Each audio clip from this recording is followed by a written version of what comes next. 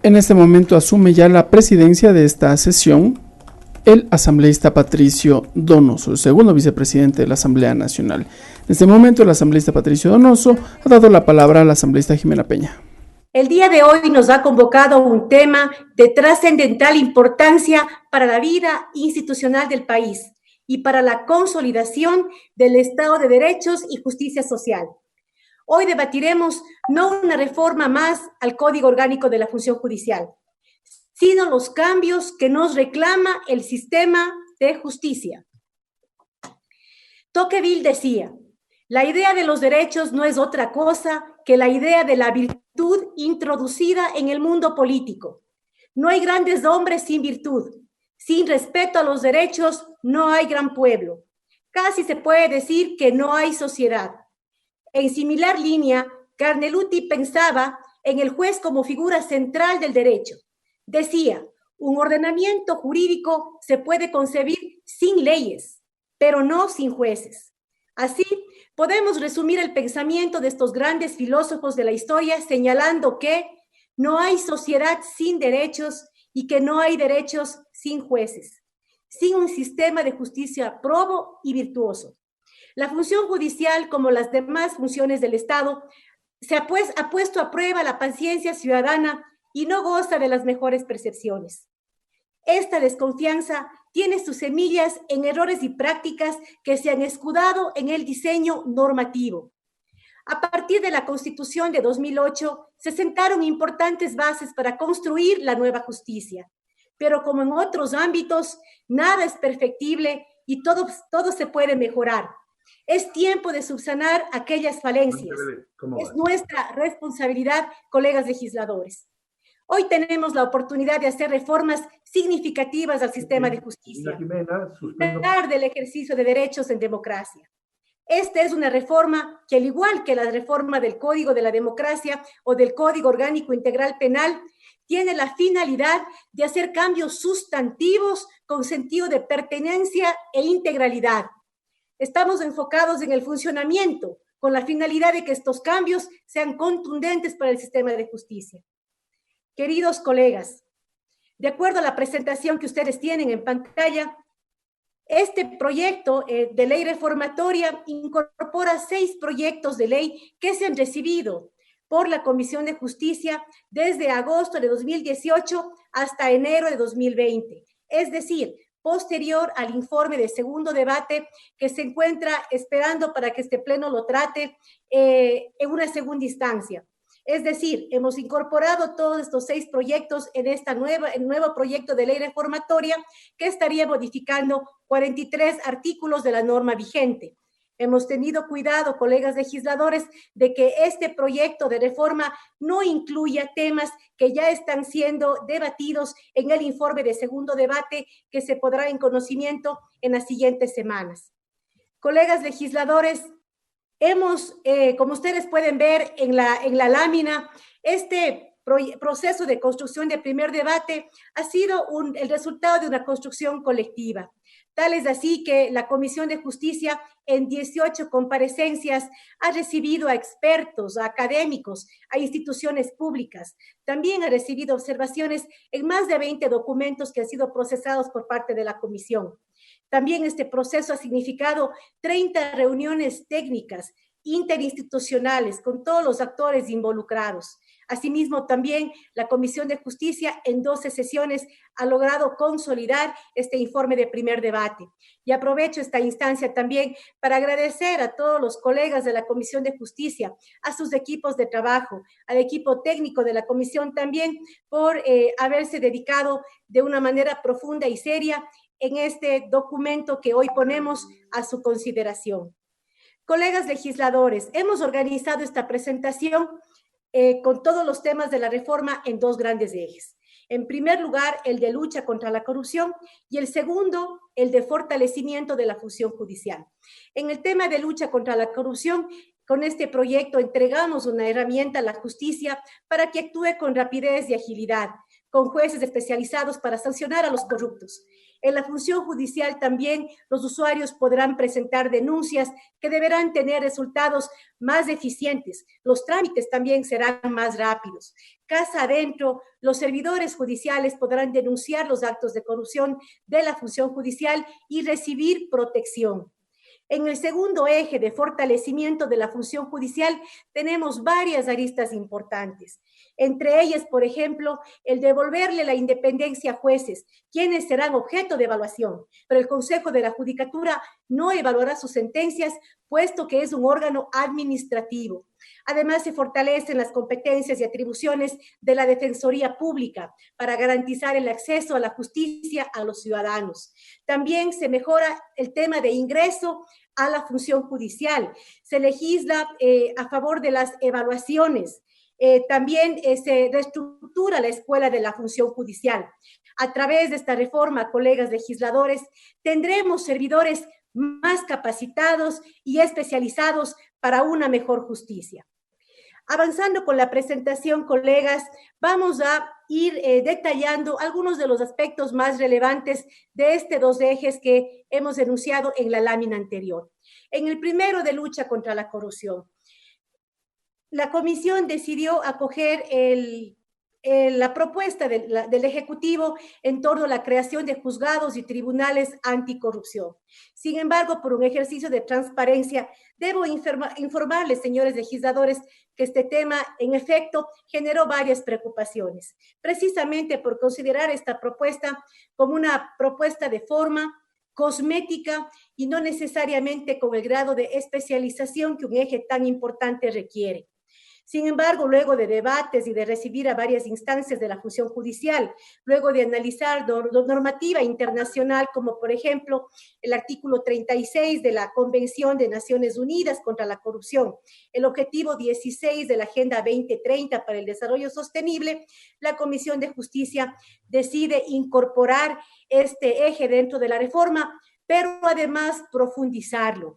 Y aquí es importante porque por iniciativa de la comisión reformamos varios artículos en este sentido. El artículo 36, el 86, el 100.8, el 113 y el 264.4. Todos estos reformados por iniciativa de la comisión. Tales así, colegas legisladores, que se mejoran las reglas y elementos para concursos de oposición y méritos. Queremos a los mejores ciudadanos laborando en la función judicial. ¿Cómo hablamos de una lucha contra la corrupción si el acceso a la función judicial tiene algunos cuestionamientos en cuanto a los procedimientos y los llamados concursos?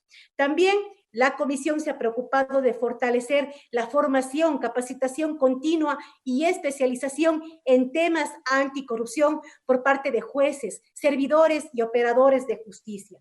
Los servidores de la función judicial que denuncien actos irregulares o de corrupción tendrán la protección para hacerlo y se garantizará la estabilidad laboral.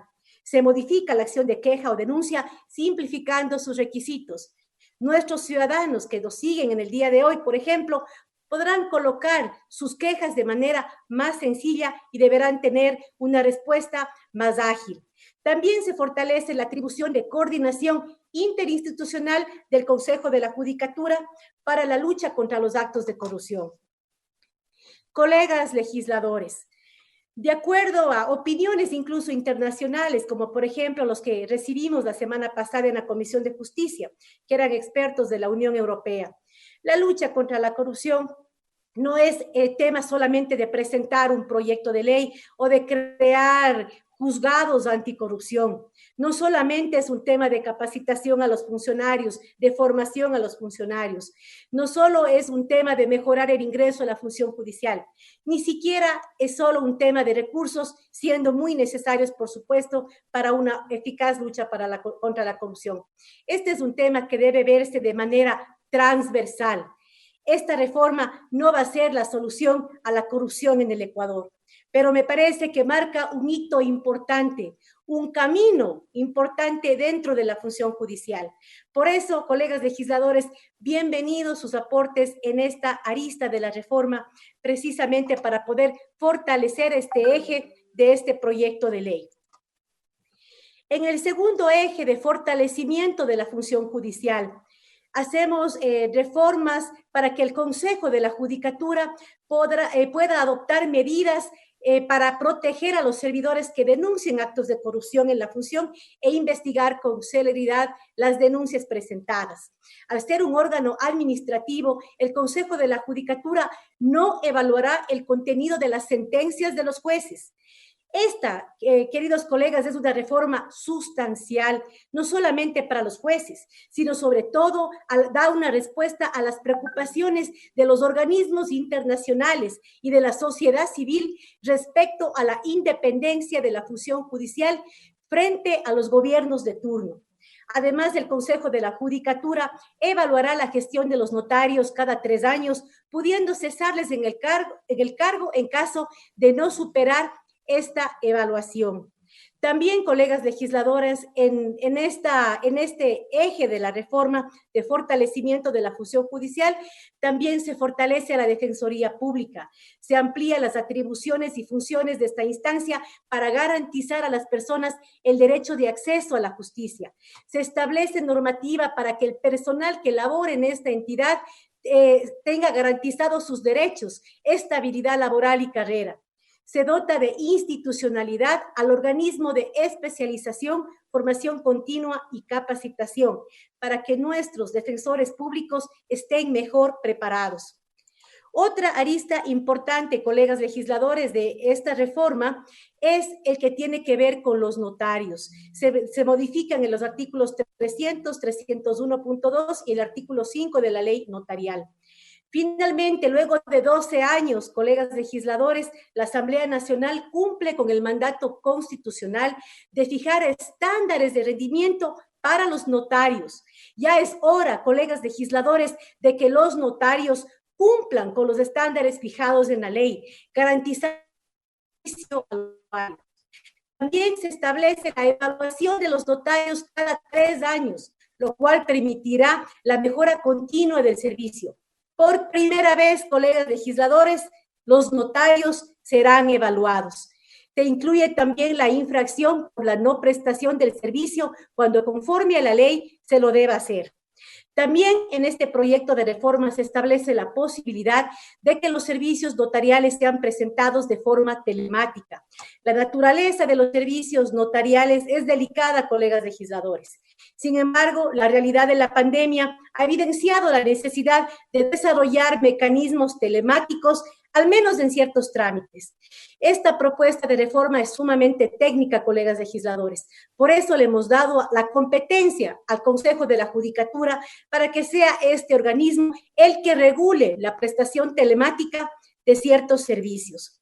En la arista relacionada a la Corte Nacional de Justicia, se regula que las juezas y jueces que cumplan 9 años en funciones dejarán el cargo de forma inmediata, conforme lo dispone la Constitución, para que asuma el puesto quien gane el concurso.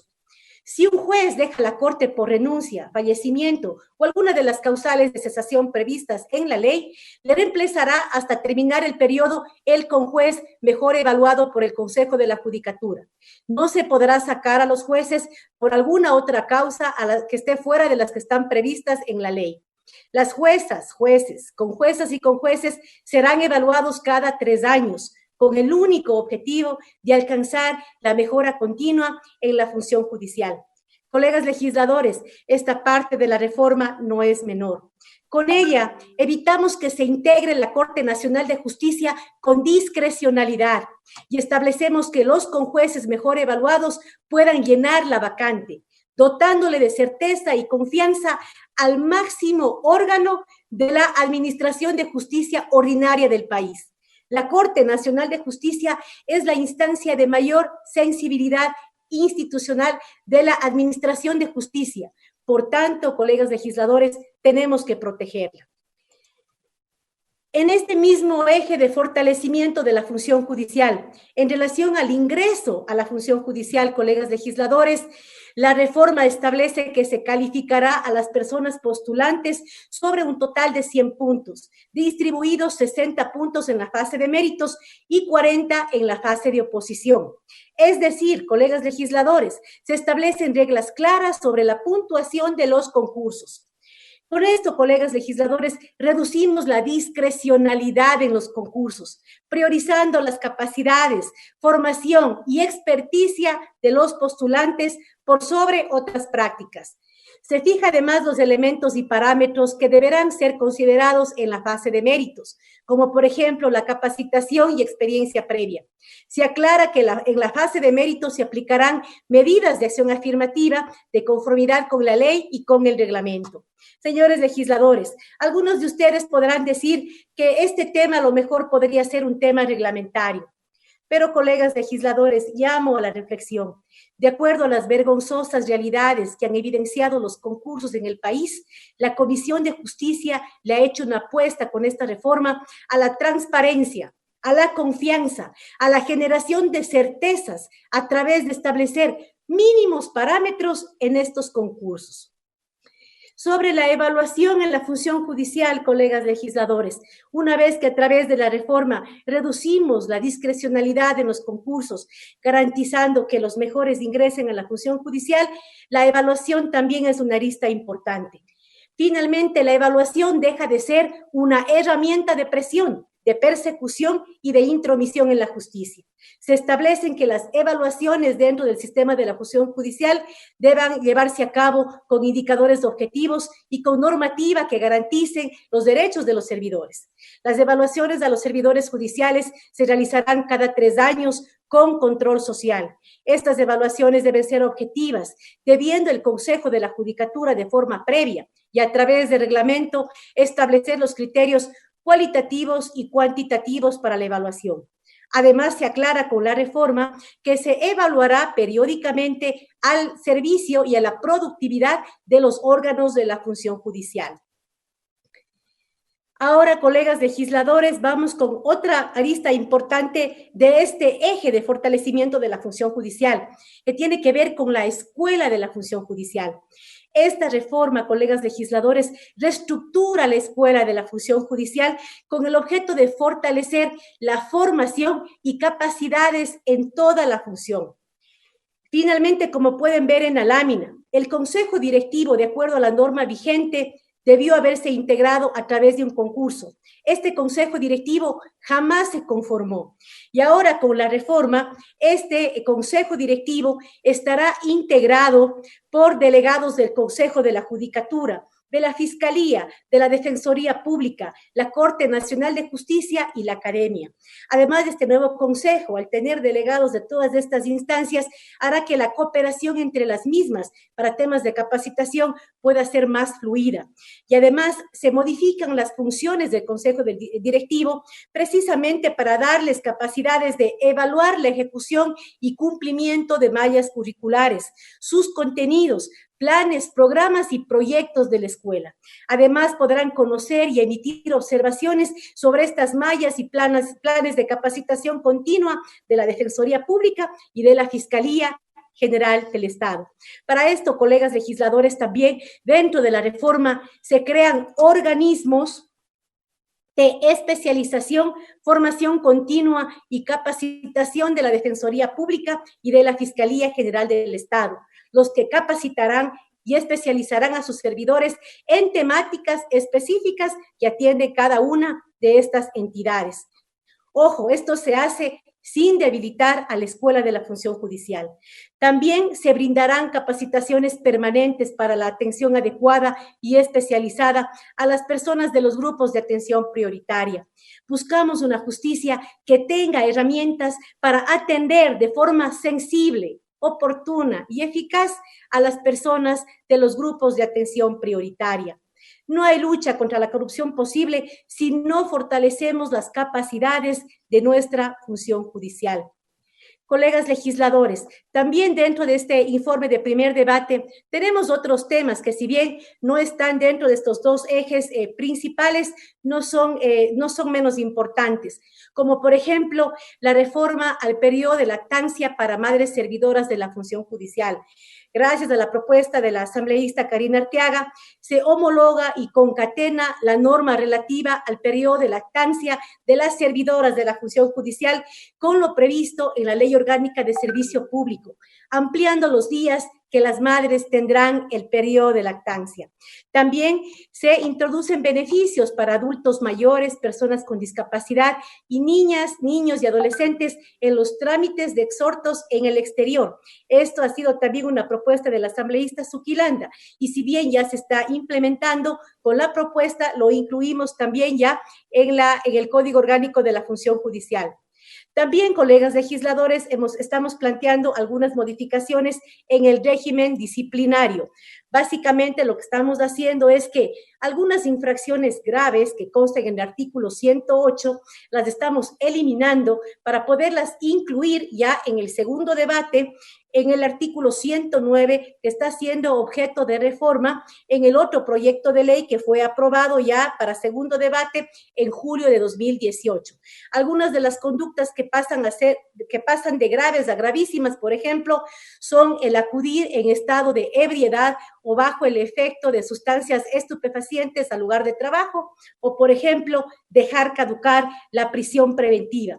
Estas conductas, de acuerdo a este informe de primer debate, serían infracciones gravísimas y serían incluidas en el artículo 109, ya en la etapa de segundo debate de esta reforma. Colegas legisladores, hay dos temas sensibles que en la comisión no tuvimos un consenso. Precisamente la comisión creyó necesario incluirlas dentro del informe de primer debate para poder ampliar el debate y poder contar con sus aportes. Uno de ellos es el que está relacionado a la reelección de notarios. El artículo 200 de nuestra Constitución establece que las notarias y notarios permanecerán en sus funciones 6 años y podrán ser reelegidos por una sola vez. Eso establece nuestro texto constitucional. El artículo vigente, que es el artículo 300 de la norma que estamos debatiendo, en efecto establece que las notarias y los notarios permanecerán en el ejercicio de sus funciones 6 años y podrán ser elegidos por una sola vez. Pero luego incluye las siguientes 2 líneas. Quienes hubieran sido reelectos podrán libremente participar en los concursos que se abran respecto de otras notarías cuando concluya su segundo periodo. Como ustedes pueden ver, el artículo 200 de la Constitución claramente establece que podrán ser elegidos por una sola vez, pero en la norma vigente se abre la posibilidad a que una vez de haber concluido sus 12 años, es decir, sus primeros 6 años, reelegidos para 6 años adicionales, puedan seguir concursando para otras notarías de manera indefinida. Con el fin, colegas legisladores, de armonizar lo que establece el artículo 300 con lo que dice nuestra Constitución, se ha ampliado este debate.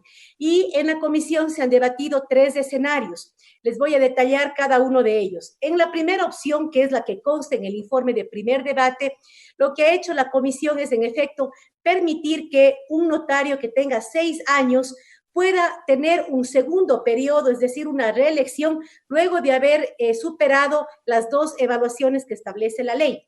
Y luego de finalizado estos 12 años, puedan volver a concursar para otra notaría. Es decir, estaríamos hablando de un total de 18 años de servicio.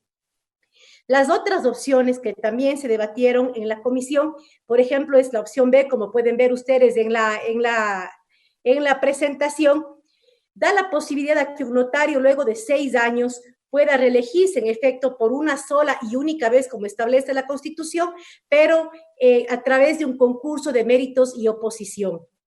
Esa es la opción B. Y la opción C es que un notario, luego de 6 años de haber servido, pueda continuar por un segundo periodo, por un único periodo adicional, luego de haber superado la evaluación. Estos son los 3 escenarios que fueron conocidos en el seno de la Comisión de Justicia y que les invitamos también a analizar y ojalá puedan referirse a ellos durante sus intervenciones en este debate. Y otro tema también que todavía no tiene consenso dentro de la comisión tiene que ver sobre el reemplazo a la máxima autoridad en órganos autónomos. Estamos hablando de la Fiscalía y la Defensoría Pública. La norma vigente no establece diferencia entre una ausencia temporal y una ausencia definitiva. Y lo que establece la norma vigente es que cuando la persona, que cuando exista una ausencia temporal o definitiva, la persona con mejor evaluación dentro de la carrera pasará a ser la máxima autoridad hasta que regrese el titular en ausencia temporal. Y en caso de ausencia definitiva, esta persona reemplaza hasta que se designe el nuevo titular, pero no se establece plazo para esta designación. Tal es así que podríamos tener una autoridad, un fiscal o un defensor público de manera indefinida porque la norma vigente no establece un plazo para la nueva designación o la designación oficial. ¿Qué es lo que se incluye en el primer debate? En el informe de primer debate se diferencia entre una ausencia temporal y la ausencia definitiva.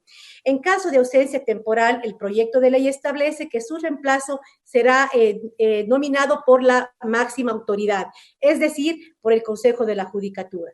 Pero en caso ya de ausencia definitiva, reemplazaría el funcionario de mejor puntuación dentro de la carrera hasta que se posesione en el cargo quien gane el concurso de oposición y méritos que deberá ser iniciado 30 días después por el Consejo de Participación Ciudadana y Control Social.